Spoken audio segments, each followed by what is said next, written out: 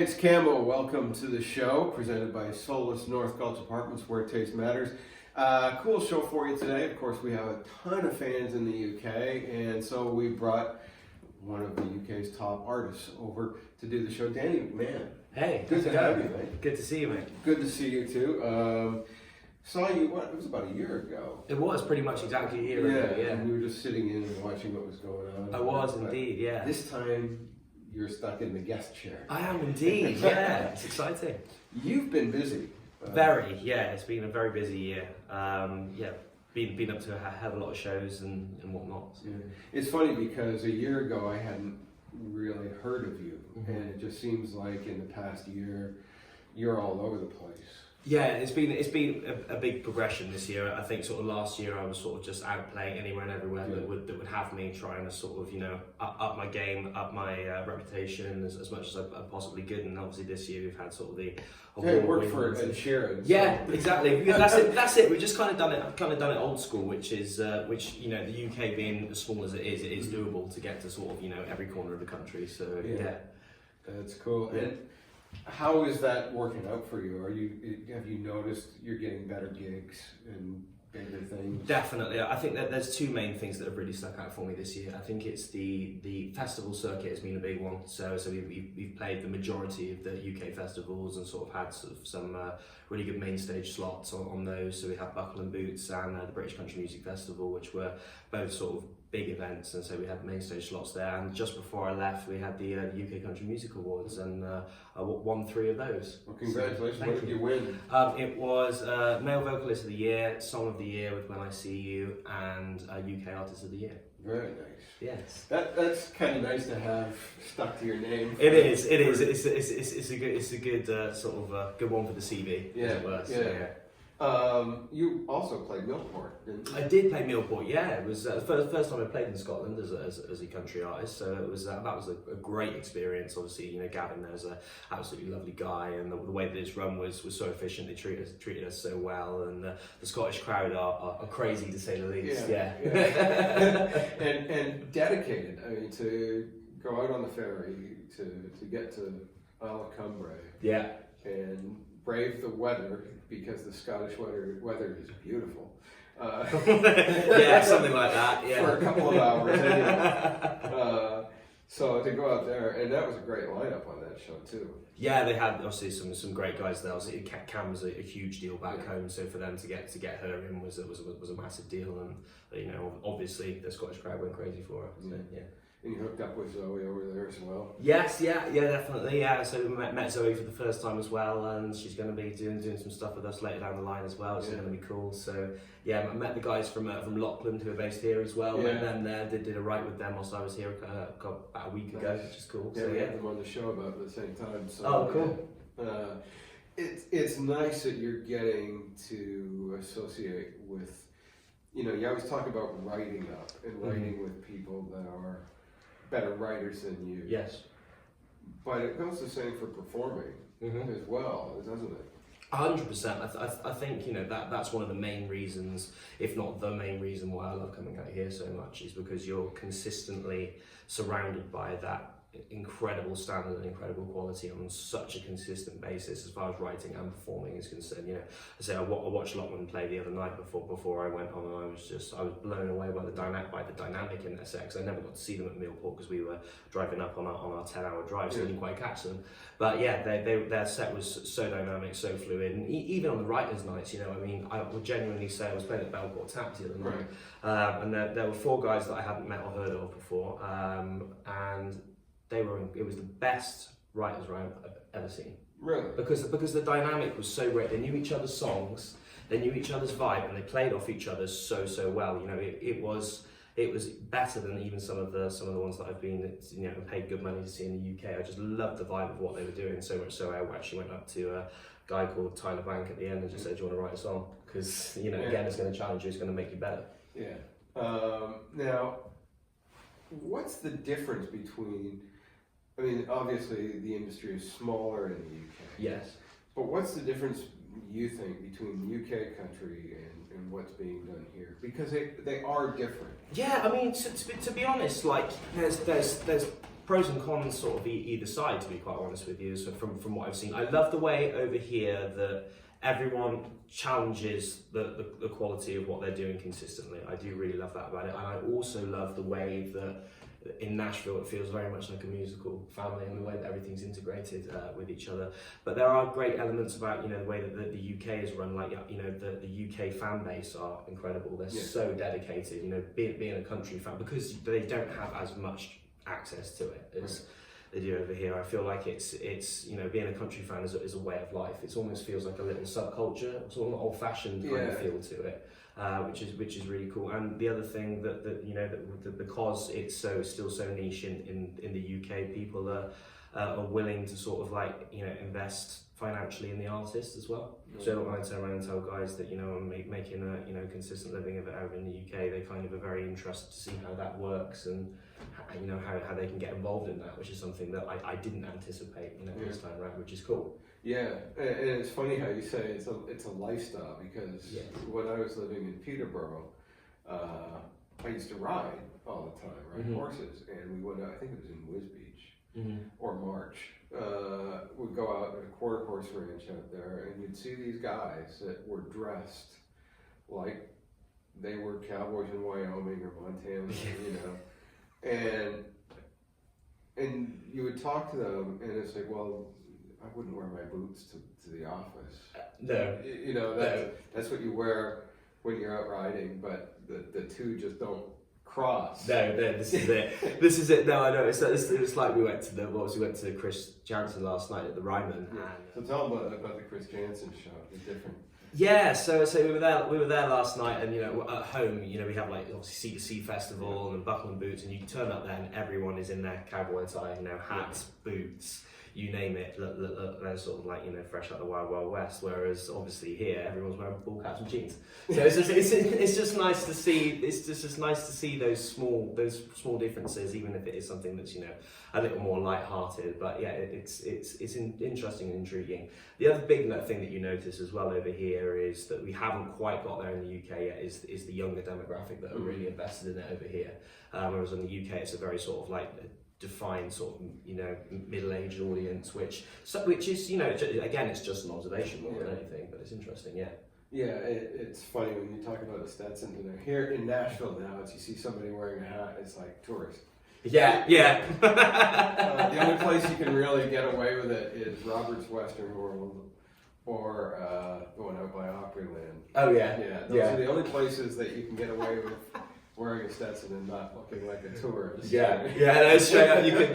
It's very much that. But I do often think, like, if the guys in Nashville could see this, they might be horrified. I don't know. But I remember talking to Bob Harris, and he was saying how, you know, the British country music has developed in its own kind of vacuum because there isn't that tie to the land that there is here. I mean, Australian country and American and Canadian country are much the same because there's that tie to the land, so there's that rural background. But as country music has become more urban, it's the UK has grabbed hold of that, but developed its own more pop, urban sound of country. It's not like the pop sound coming out of Nashville, and it's hard to define to somebody the difference. When you hear it, you know it. Yeah, but it's just a really strange thing to try and... No, it is. It is really interesting. You know, as you say, that there isn't that sort of like, you know, there's the same sort of, and you know, that's just inevitable. That same sort of like historical and cultural influence. You know, it just comes from a very different place, and you know, there isn't, you know, a ton of history to it as far as we're concerned. So it's interesting, but I still find it very exciting as well. It's a very exciting time to be involved in it, and you know, that's been sort of very fortunate and sort of like a massive fluke as far as timing is concerned. But you know, it is something that's very, very exciting to see. That even the time that I've been doing it, you know, which is 2 years, I've seen the quality, the standard, and the way that, you know, the audience invests in it grow massively in that time, and which is great. And hopefully the trajectory is only going to go up. Nice. You want to do a song? Yeah, sure. You're watching the Nashville Access Show with Camo, and my guest is Danny McMahon. This is a song from my latest record called Boys Cry Too.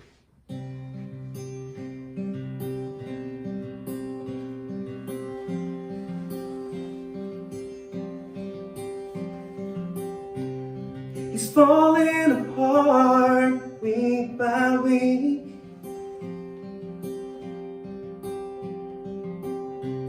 He can't find the part where he should speak.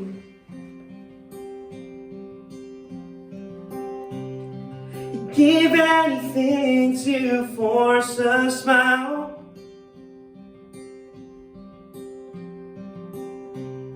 And boys will be boys, just isn't his style. If you do, then you're not a real man. No, you don't understand. See, his daddy gets mad when he tries to explain. Thanks for telling the truth, man, I got news for you. Well, boys cry too if you're waiting on something that hasn't arrived. Don't paint yourself and expect it to disguise. Never get lost in the things you can't choose. When you're out of ideas and you don't know what to do, well, boys cry too. Don't suck it up, don't play it cool. I've been there, done that. It's the worst thing you can do. If you do, then you're not a real man. No, you don't understand. See, his daddy gets mad when he tries to explain. Thanks for telling the truth, man, I got news for you. Well, boys cry too if you're waiting on something that hasn't arrived. Don't paint yourself and expect it to start. Never get lost in things you can't choose. When you're out of ideas and you don't know what to do, well, boys cry. It's been a bad day, so let them fall. Just let them fall, let them fall. Don't be ashamed, just be who you are. Just let them fall, let them fall. If you do, then you're not a real man. No, you don't understand. If you're waiting on something that hasn't arrived, don't paint yourself and expect it to disguise. Never get lost in the things you can't choose. When you're out of ideas and you don't know what to do. When you're out of ideas and you don't know what to do. Well, boys cry too. Great song. Thank you, man. Way better than Dry Your Eyes, Mate. Oh, cheers. Oh, that's cool. I like that. That's still kicking around. I love that back in the day. I thought that'd make you laugh. The song itself makes you laugh. Yeah, absolutely. Is there a struggle to, because there is no country music chart like there is here in the UK. There are a bunch of different little ones, but nothing that's a Billboard country chart in the UK. Yeah. Is the goal then to get to chart on the pop charts, or does it even matter to you? It does. It matters to me because it's kind of what you're talking about before. It gives me that sort of indication as to how well we're moving forward and how many more people sort of. So for me, in terms of charting, obviously you kind of can only deal with what's put in front of you. So I tend to the one that sort of tends to give you this sort of a nod in the right direction, let's say, is the iTunes chart. So if you charted well in the iTunes chart, so I say my single from a current record went to #1 in the iTunes country chart, and then the EP went to #2. That kind of gives you just, you know, as I say, it is like a CV builder almost in a way. You know, it's obviously it's not going to give you anywhere near the sort of like commercial recognition that, you know, that the Billboard charts are going to give you over here. Airplay charts.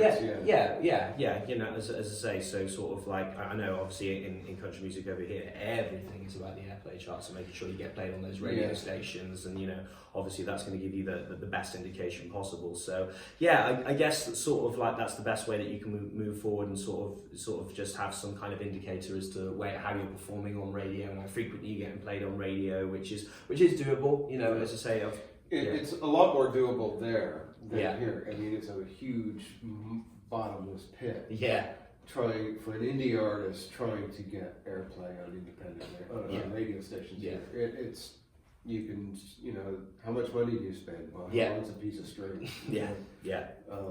But there it's a much more defined area. You know, you know, this is it. You know, obviously because the audiences, you know, are that much smaller. You know, you can get, you know, really good radio play just off your own back by emailing the right people. You know, back home. Obviously, you know, the audiences aren't going to be as vast, but it still gets people listening to your music, you know, all over the world as far as internet radio is concerned. So it's, again, for me, it's always just a case of sort of like utilising the best tools that you have at any one given time, and you know, using those to the best of your ability, I guess. That's one thing I found living there too. Is internet radio is treated as a much more legitimate source than it is here. For sure, that's really interesting. Yeah.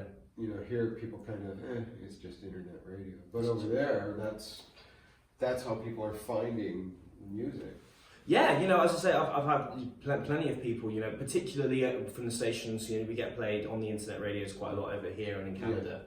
And that has brought, you know, new people our way, and, you know, sort of allowed us to, you know, come here and, you know, play shows and meet new people and get, you know, potentially set up shows in other places. We've got a show in St. Louis, like, at the weekend. So, you know, it does help. Yeah, it's the carrot and the stick thing. Yeah, you know, absolutely. You get just enough little success dangling up in front of you that keeps you going. This is it. You know, as an indie artist, you know, those things can feel at times like really small steps on a huge ladder.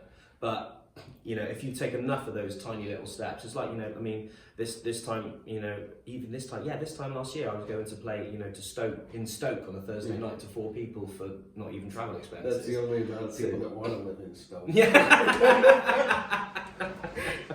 I remember there was a company in Southampton, and they were going to relocate to Stoke and pay everybody, so nobody would lose their job, pay everybody to relocate to Stoke. And everyone get the redundancy pay. Sorry if you're from Stoke. One of my best friends growing up was from Stoke, so it's always fun to bug him. You want to do another song? Of course, man. Sweet. Of course. It's really great having you on the show finally. Yeah, it's great to be here, man. It's great to be here.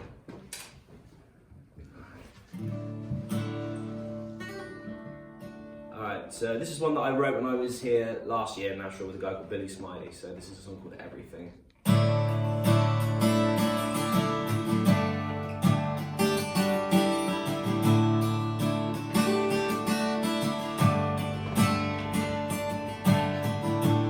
Remember when this house was made for us, and everything I had, I gave it up. I got your tattoo on my shoulder, but every day that we grew older, I could tell you that little less. I can't fight it, but that don't mean that I like it. Can't fight you moving on the surroundings.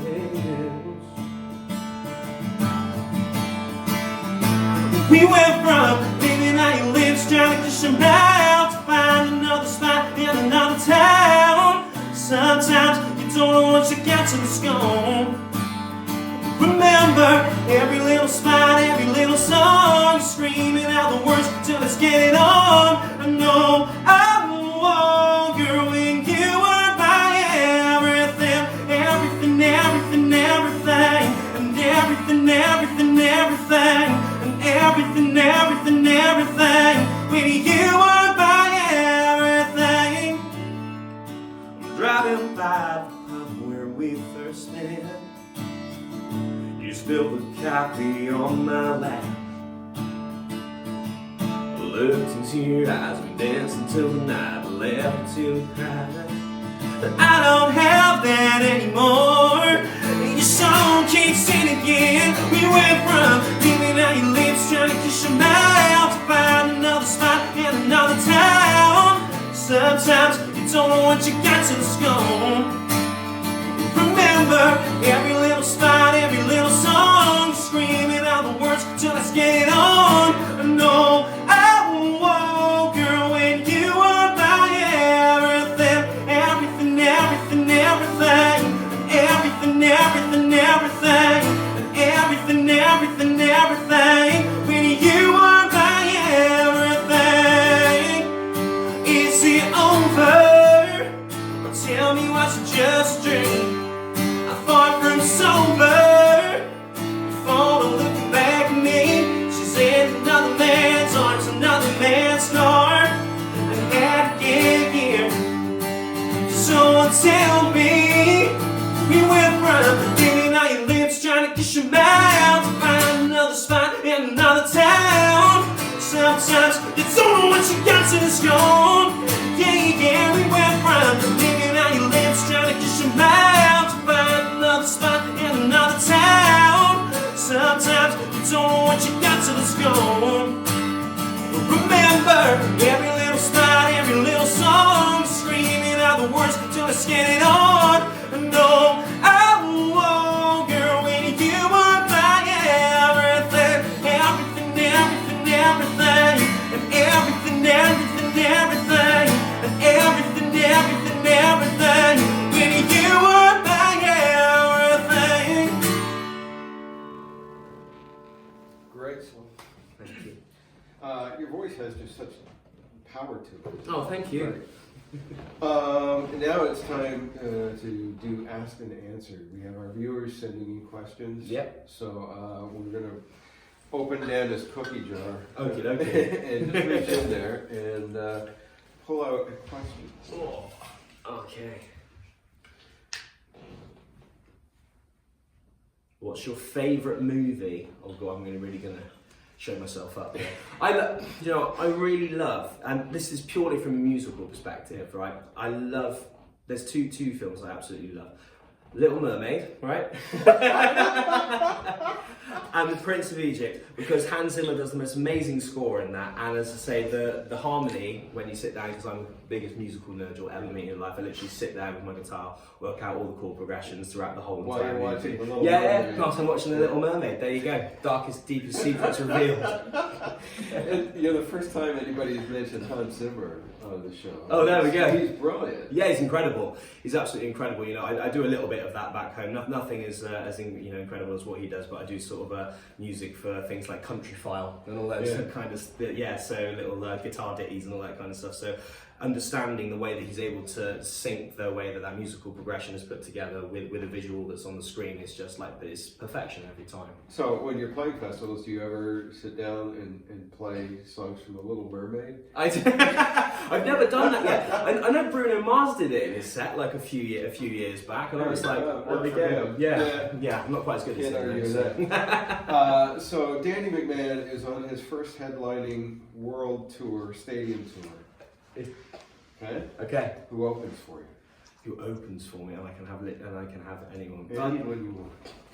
Except they have to be alive. They have to be alive. I mean, it's a tough one for me because I see so many sort of I produce as well, so I get to work with a lot of sort of developing artists as well. But I mean, in terms of guys that I absolutely aspire to be like or be as good as, I mean, my two biggest musical heroes are, well, let's say three, are Keith Urban, Sam Hunt, and Rascal Flatts, right? Trying to break it down into one of those, all for different reasons. But if I had to break it down to one of those, it probably would be Keith Urban. Reason being, as far as, so again, being a producer, I self-produce all my stuff. Yeah. So I sit down and I'll analyse every little thing that goes into it in terms of the music, and I love the way that he basically has a look at his production every time he goes in to a new record. It's different. It is. He moves. He grows with with what he's doing, and every other things that he hears, and you see interviews with him. So when he was playing at C2C, for example, he goes and just gives before he answers the call, and you know, he's like, "Do you want to write some stuff together?" And sort of gets influenced by that, and you can hear that in his writing. I think Keith Urban and Dave Grohl are very much the same. Yeah. That they just draw from everything and are able. If you stripped away all the money and everything else, they'd still be playing guitars in the garage. Yes. And that's what I find impressive about the two. To me, Keith he's lost me a bit with some of his recent stuff. Sure. But at the heart of it, he's an artist, and I think Dave Grohl is the same kind Agreed. of thing. Well, Dave Grohl was my, growing up as a 16-year-old was my Yeah. hero. I followed the Foo Fighters around the country. I think I went to about 6 or 7 shows in a year at one time, because he was just so inspirational as a young And also teenager. two of the most giving, generous artists. I just saw a video of Dave Grohl bringing Scott Ian from Anthrax, Yeah. his 8-year-old son, up on stage to play guitar for Everlong. Yeah. And the kid holds it. I mean, Yeah. it's great. Well, when I was the guitar is bigger than him. but- Yeah. No, it's incredible. Like, not to name drop or anything. When I was super young, I was signed with a label, and I got into conversation with my manager at the time about how much I love Dave Grohl. And one of the shows, he was like, "Oh yeah, I can sort you out and meet with him." So I actually sat down for all of about 3 minutes. Yeah. And had a Coke with Dave Grohl, and just told him he was my hero and didn't say much else. But he was the loveliest guy. Honestly, such a great guy, and he's again, sort of a representation of again, every single one of those shows he was at the back meeting everyone, doing photos, doing autographs. He's great. And Keith Urban is much the same. He's very generous. And amazing. Garth is the same, but I think he's in a different place than Keith Urban and Dave Grohl. I think those two guys stand out for me. Is take everything away, they'd still be in their garage. Yes, playing feel it. guitar. 100%. Cool. Thanks for being here, man. No worries. Thanks for having me. It's been a pleasure. Danny McMahon, boys and girls, check him out. We'll put his music up on our Spotify playlist, so you can check him out. Back in the UK, what have you got coming up? So we've got, the main thing that we're working towards at the moment is we've got the McMahon Country Tour. So it's that's going to be in November. So we're playing in Bristol, Manchester, London, and Glasgow. It's sort of like the four key points in the UK. And I'm going to be doing that with the guy called Stevie O'Connor and Elliot Joseph. So we're going to be all on tour together, sort of like headlining our hometown shows and all that kind of stuff. So just kind of sort of like celebrating the versatility in country music. That's kind of the aim. And people can find out more about that on the website? Yeah, it's all on the socials, all on Facebook, Instagram, Twitter, whatever works for you. Yeah. Excellent. Thanks again for being here. No, Come back again when you're in town. Will do, mate. Will do. Thanks for watching the Nashville Access Show with Camo. My guest, Danny McMahon. Make sure you catch me every Sunday at midday following the Bobby Bones Show on Chris Country all across the UK. And on 88.9 Tamworth FM in Tamworth, Australia, with Jody Crosby and John Wolfe, Thursday mornings at 9:30 with my pick of the week. We'll see you next time. On my way, I'm staring at my bedroom wall where I got the